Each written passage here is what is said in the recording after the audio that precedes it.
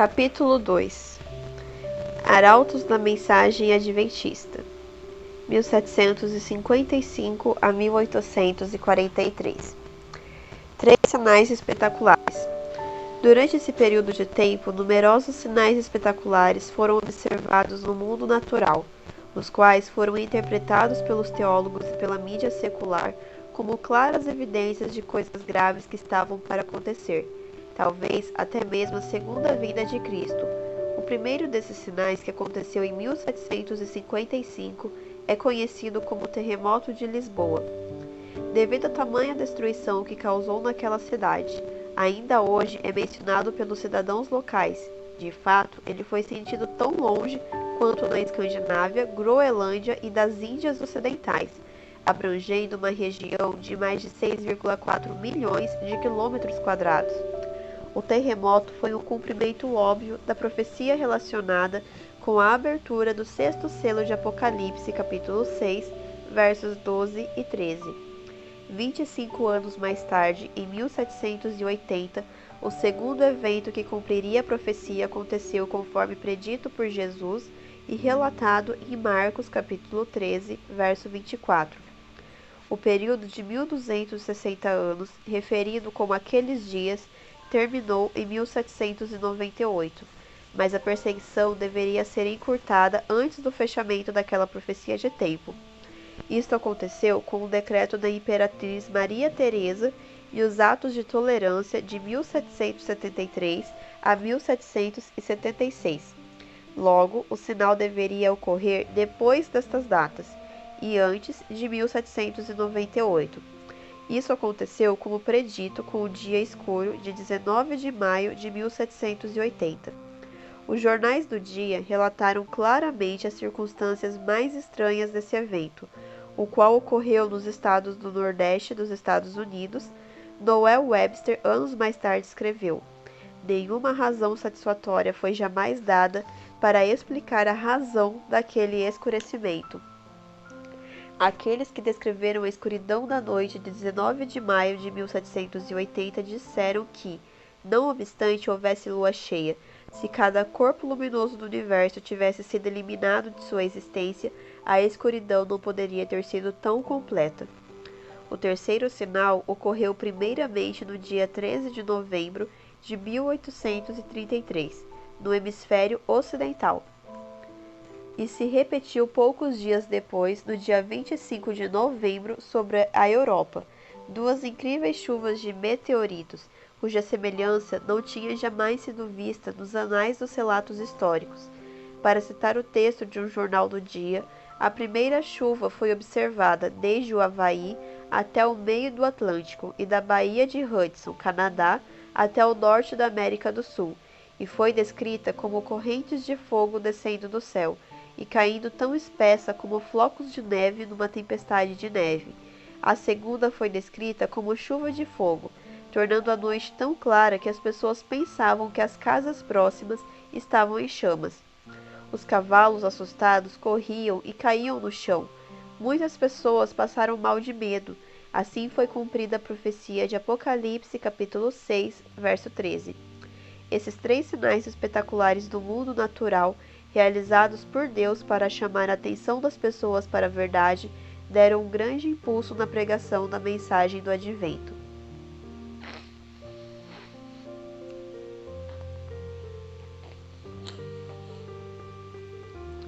Três anjos especiais. Para representar o momento no grande relógio do tempo histórico para a proclamação da última mensagem de advertência ao mundo a perecer, Deus escolheu três poderosos anjos. Deus podia literalmente ter enviado seres celestiais em pessoa, com grande esplendor, para vir à terra proclamar as mensagens do topo dos montes. Mas este não era o seu plano. Os membros da Igreja de Deus em nosso tempo têm sido incumbidos dessas mensagens, e o Espírito Santo dá poder para proclamá-las ao mundo. Há muitas doutrinas contidas nas três mensagens angélicas, mas elas podem ser resumidas como segue. A primeira mensagem angélica nos conclama a fazer uma aliança com Deus, o Criador dos céus e da terra, e adverte que a hora do juízo é chegada. A segunda mensagem angélica declara que Babilônia espiritual caiu. A terceira mensagem angélica adverte os homens e as mulheres que vivem no tempo da igreja remanescente a não receberem o sinal da besta. Os livros de Daniel e Apocalipse têm significação especial para o último período da história do mundo e deveriam ser estudados cuidadosamente por aqueles que vivem neste tempo. As três mensagens angélicas de Apocalipse 14 resumem alguns dos principais ensinamentos dos livros de Daniel e Apocalipse. Esses livros devem ser propagados pelos membros da Igreja para que aqueles que vivem nos últimos dias possam escolher a verdade e não sejam apanhados no engano da tradição. Embaixadores do Advento na América. Guilherme Miller, 1782 a 1849. Durante a primeira parte do século XIX, o mais preeminente pregador americano da segunda vinda de Cristo foi Guilherme Miller, o mais velho de uma família de 16 irmãos. Miller recebeu o que se chamaria uma boa educação, mas essa curiosidade e desejo de conhecimento o levaram a estudar por si mesmo. Mais tarde, devido à sua associação com descrentes nos círculos políticos, tornou-se deísta, apesar de não estar totalmente convencido e ainda manter algum interesse na Bíblia. De forma milagrosa, ele mudou de deísta para crente convicto na Bíblia e em Deus. Porém, foi desafiado pelos seus amigos deístas em relação à sua inquestionável fé na Bíblia. Para respaldar sua nova fé, ele estudou por anos e, durante este tempo, tornou-se convencido da proximidade do advento. Ele estudou por 15 anos, de 1816 a 1831, e tornou-se mais e mais convencido de que deveria contar aos outros suas inquestionáveis e importantes descobertas. Mas agora, com quase 50 anos de idade e sem nenhum preparo acadêmico na arte de falar em público, ele resistiu ao impulso de espalhar o que havia descoberto. Entretanto, finalmente fez um concerto com Deus de que pregaria se surgisse uma oportunidade. Naquele sábado de manhã, em agosto de 1831, antes de Miller ter feito esse trato com Deus, seu sobrinho saiu de casa numa distância de 16 quilômetros em Dresden, numa missão inspirada por Deus. Miller estava estudando na sua casa de fazenda em Nova York, perto da divisa com Vermont, mais ou menos meia hora após seu encontro com Deus, quando seu sobrinho, Irving Guilford, chegou com um pedido em nome do seu pai. Um ministro da Igreja Batista estava viajando. Será que Guilherme viria e falaria sobre o tema da segunda vinda? Quando voltou para casa, havia outro convite esperando em Pulteney, Vermont. Desde então, Guilherme Miller continuou a pregar, primeiro em áreas rurais perto de sua casa, depois em cidades maiores e grandes cidades, até que mais de 100.000 pessoas aceitaram a mensagem de um Salvador que logo viria. Suas primeiras mensagens incluíam os sinais da segunda vinda, especialmente o que já havia se cumprido em 1780, o dia escuro de 19 de maio. Logo, outro sinal miraculoso foi acrescentado, a queda das estrelas, de 13 de novembro de 1833. Quando Josué Himes se juntou a ele, Boston abriu as portas para o seu ministério. Mais tarde, em 1840, ele entrou na cidade de Nova York. Miller estudou a profecia das 2.300 tardes e manhãs de Daniel 8 e 9, e convenceu-se de que a purificação do santuário seria a purificação da terra pelo fogo no momento da segunda vinda de Cristo. Apesar de falar mais sobre a segunda vinda, só no avançar do ano de 1844 foi que ele aceitou uma data definitiva. Entretanto, em janeiro de 1843, ele falou que Cristo deveria voltar entre março de 1843 e março de 1844. Quando Miller e seus associados começaram a pregar sobre profecias, muitos ministros reconheceram que esse era um excelente meio de reavivamento e de encher suas igrejas. Mas com o passar do tempo, uma reação negativa começou. E até o final de 1843 e durante 1844, muitos que creram na mensagem adventista foram excluídos das igrejas que eles ainda amavam e desejavam servir. Entre essas pessoas que foram levadas a abandonar suas igrejas estava Roberto Harmon e sua família. A oposição tornou-se mais forte. Em 1844, estava evidente que a Igreja Popular havia rejeitado a mensagem do primeiro anjo, da forma como foi dada pelos crentes adventistas. Quando os anos de 1843 e 1844 passaram e Jesus não veio, isso não abalou a fé de Guilherme Miller. Ele continuou pregando a segunda vinda. Seu ministério público terminou em 1845. Ele morreu 4 anos depois. Por toda a sua vida, Miller foi um líder do trabalho de Deus e um zeloso estudioso da palavra de Deus. Todavia, não chegou a conhecer a verdade do sábado. Em 10 anos de ministério, Guilherme Miller apresentou mais de 3.000 palestras, em quase 1.000 lugares diferentes. Em 1848, o obreiro veterano tornou-se cego. Morreu no ano seguinte, confiante na esperança do retorno do Salvador. Recebeu pouco dinheiro pelo seu trabalho, mas seu nome tornou-se inseparável do movimento adventista. Líder até hoje, Miller tem sido honrosamente chamado de estrela da manhã do movimento adventista. Por quê? Apoiou a obra da pregação da mensagem do primeiro anjo e proclamou o evangelho com tal entusiasmo e fervor que seu trabalho inicial ficou conhecido por alguns anos como Millerismo e seus seguidores, Milleritas.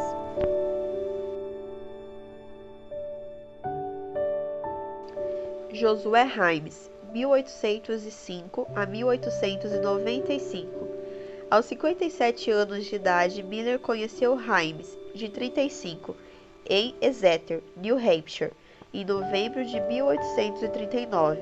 Em dezembro, Miller pregou na igreja de Himes em Boston, convertendo muitos, inclusive o próprio Himes. A partir dali, Himes tornou-se o principal promotor de Miller, agendando datas para ele pregar na maioria das grandes cidades do país. Josué Himes nasceu em Rhode Island. Seu pai queria que ele se tornasse um ministro episcopal. Entretanto, problemas financeiros levaram-no a ser um aprendiz de carpintaria.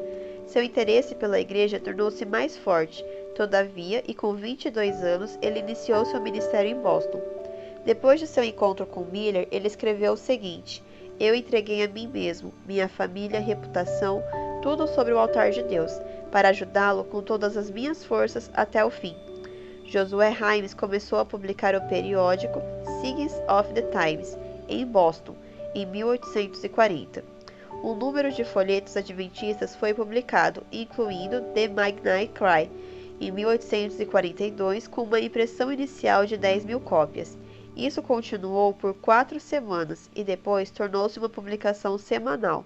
As reuniões campais assistidas por milhares contribuíram muito para a divulgação da mensagem.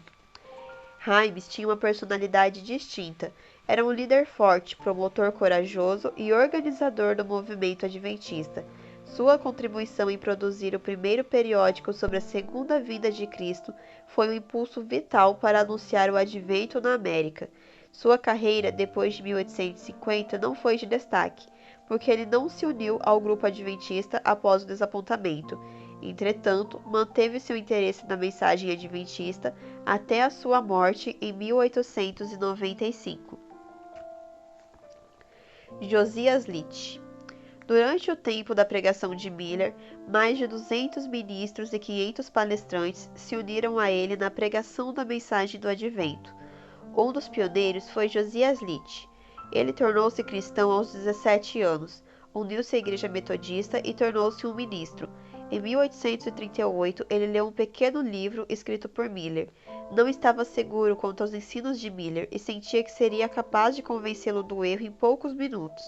No entanto, confessou que antes de terminar o livro, eu estava convencido de que os argumentos eram tão claros e escriturísticos que era impossível discordar da posição que o Sr. Miller havia se aventurado a estabelecer. Carlos Fitch. Carlos Fitch estava pastoreando uma igreja congregacional quando investigou um artigo de Miller e começou a pregar a mensagem adventista. Fitch contribuiu para o movimento de 4 maneiras. Pregador. Seu tema principal: prepara-te para te encontrares com teu Deus. De todos os pregadores do movimento, dele foi dito: possivelmente ninguém foi mais amado. Escritor: escreveu um jornal de ampla circulação, o Segundo Advento de Cristo. Compositor de hinos: compôs diversos hinos, dentre os quais Uma Preciosa Bênção, Ó Senhor eu procuro, cantado com a melodia Duxbridge por Lowell Mason. Artista: possivelmente é mais lembrado hoje por sua habilidade artística.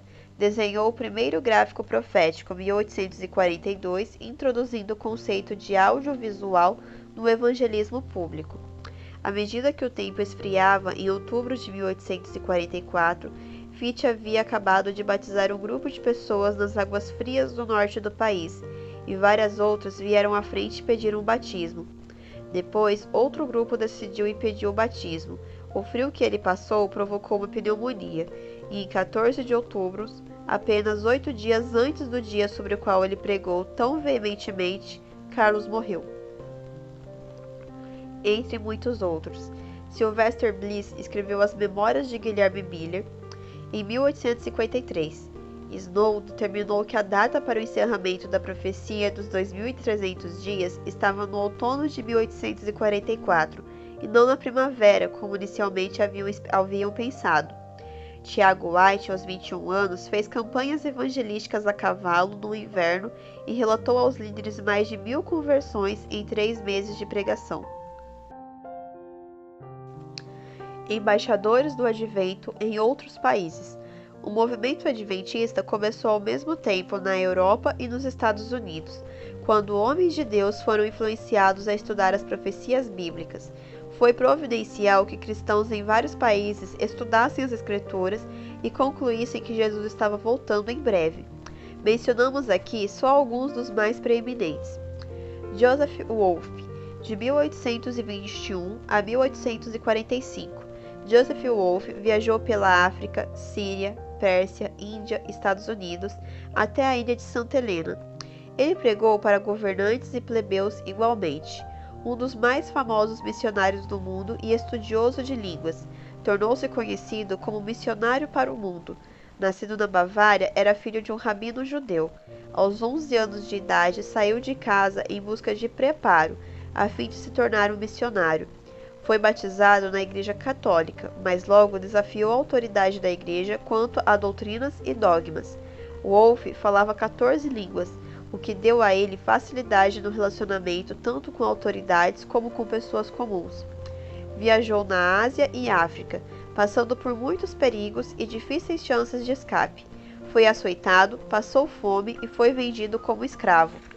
3 vezes recebeu a pena de morte. Apesar de tudo, carregava sua Bíblia e advertiu as pessoas do reino vindouro do Messias. Johann Bengel.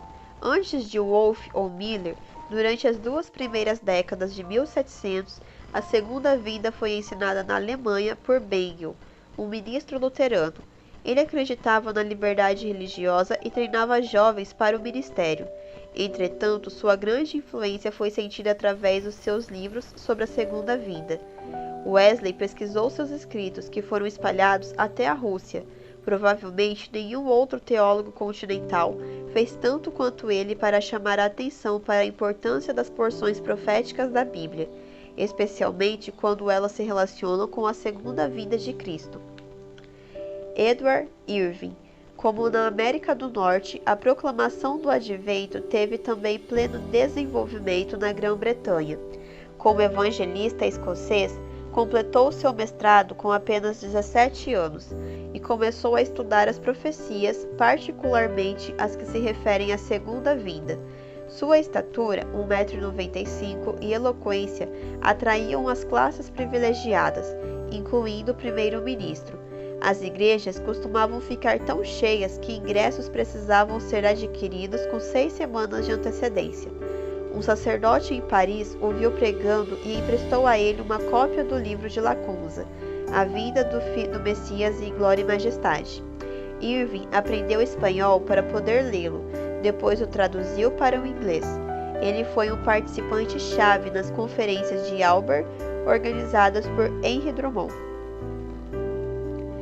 Henry Drummond. Henry, um banqueiro inglês e membro do parlamento, dedicou a vida a serviço do cristianismo. Ele organizou uma série de 5 conferências proféticas anuais. Cerca de 20 ministros de várias igrejas e religiões ortodoxas estiveram presentes, entre eles Joseph Wolff.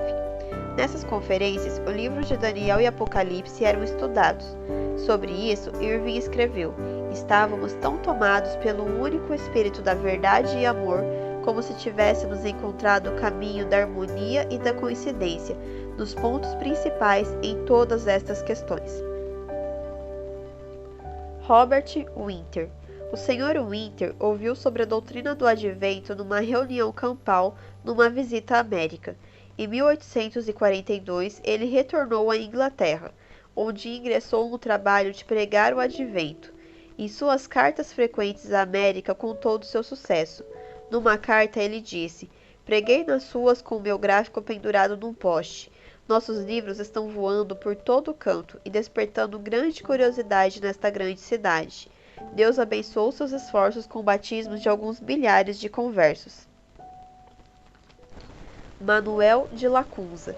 Sob o pseudônimo de João Ben Ezra Lacunza, um padre jesuíta, chamou a atenção para as profecias de Daniel e Apocalipse. Nascido no Chile, mais tarde viveu no exílio na Espanha e Itália. Ele estava insatisfeito com a interpretação católica das profecias e foi à Bíblia para descobrir por si mesmo. Seus estudos resultaram na publicação do livro A Vinda do Messias em Glória e Majestade. Apesar da trabalhosa cópia manuscrita, teve uma circulação muito ampla e foi traduzido do espanhol para o latim, italiano e inglês, nesta última língua por Irving. Hans Pastor. O guardião do Museu Real da Holanda teve uma visão do breve retorno de Jesus. Ele falou do advento usando textos bíblicos para provar seus argumentos.